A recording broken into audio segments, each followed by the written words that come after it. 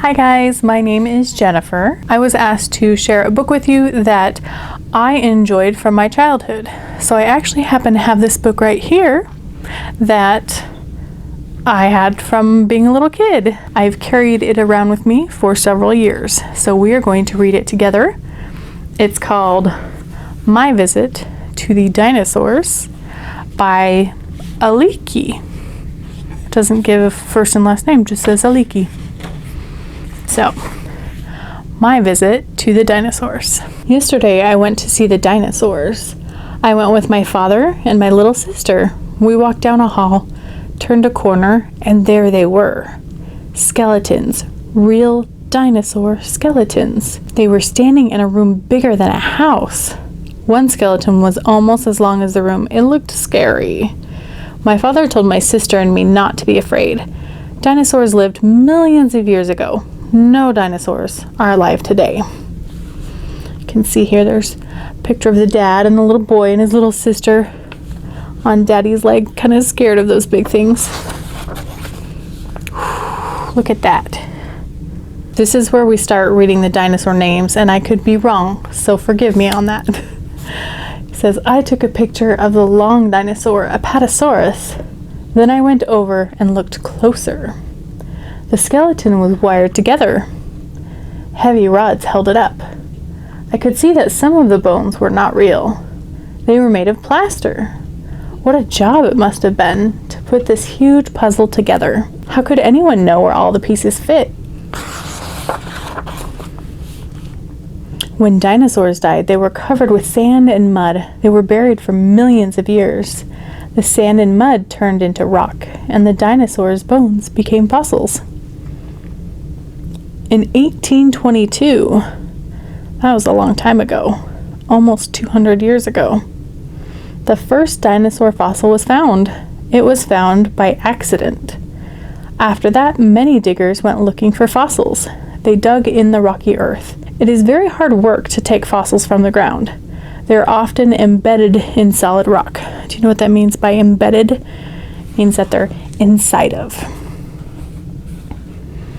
The diggers found fossil bones of dinosaurs. They found fossil eggs, which dinosaurs had laid in sandy pits. They even found fossil baby dinosaurs.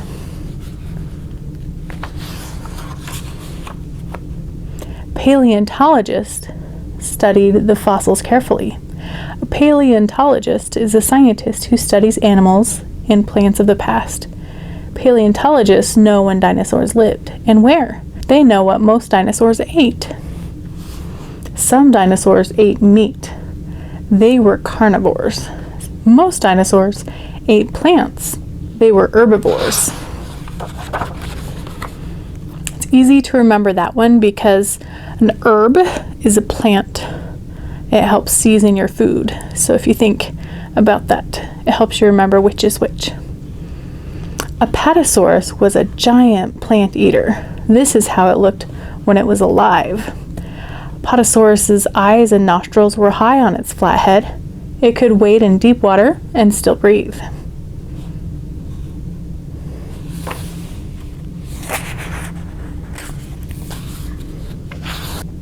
Brachiosaurus was the heaviest dinosaur of all.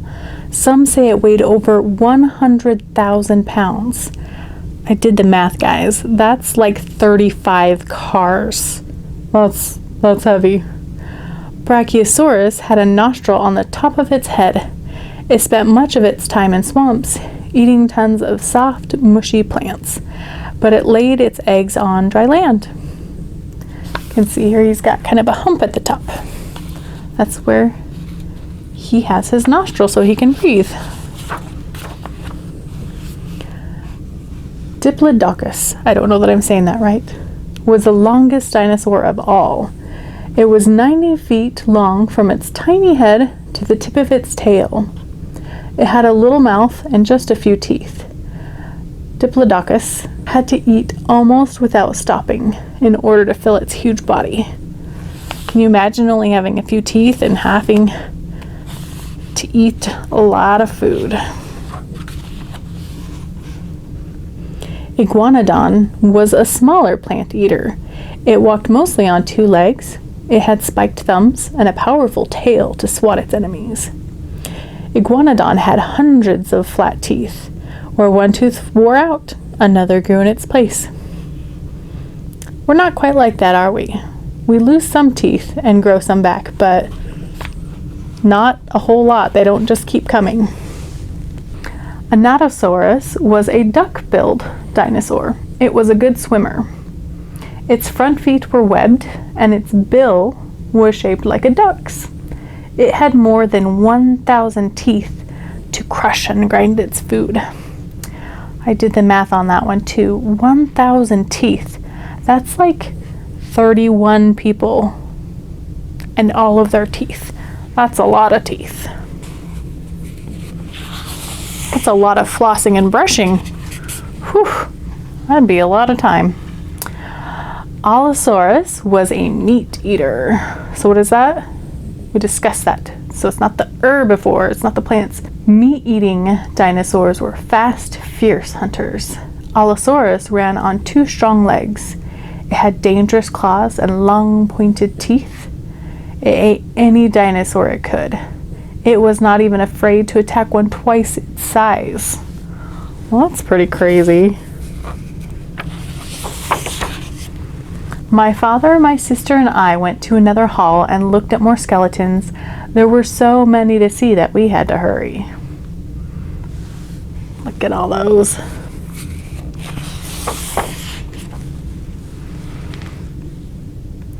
Ornitholestes, I think that's how we say it, was small and fierce. It was swift enough to catch birds.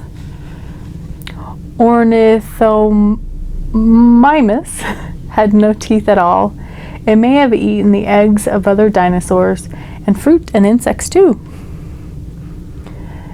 Ankylosaurus was an armored dinosaur. It lived on land and ate plants. It had plenty of protection from meat eaters. Who would want to bite its thick, leathery skin covered with bony armor?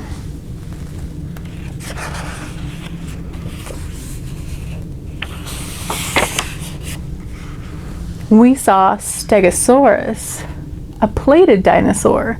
It had big, bony plates down its back and a dangerous spiked tail. Its brain was the size of a walnut. Do you know what a walnut size is? It's about that big. It's so small compared to our brains that take up a lot of space. That's probably because Stegosaurus was worried about staying alive and eating, and probably not much more, but we're busy thinking about math and science and history and sneezing into our elbows and all the fun stuff. So we've got to have bigger brains. We saw horned dinosaurs too. Monoclonius had 1 horn on its nose. Styracosaurus had a horn on its nose and a collar of spikes around its neck.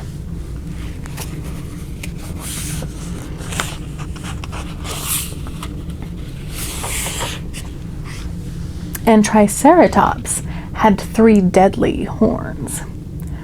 1 on its nose and over each eye. A big fan-shaped bone protected its neck. My father said Triceratops could defend itself, even against Tyrannosaurus Rex. I wondered who Tyrannosaurus Rex was.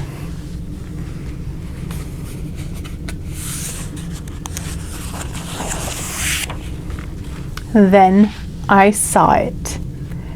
Tyrannosaurus was king of the dinosaurs and the fiercest of them all. When it walked on its huge hind legs, the earth shook and other dinosaurs ran. But Tyrannosaurus caught them, clawed them, and ate them with its long, sharp teeth.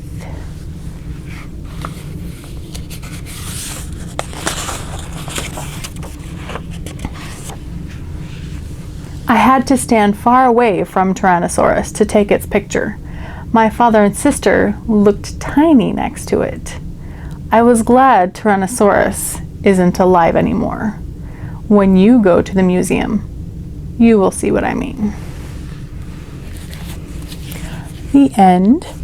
So, what did you guys think of it? Do you like dinosaurs? Do you have a favorite dinosaur? Have you learned much about them? Have you been to a museum with them? I have not been to a dinosaur museum. That would be fun someday.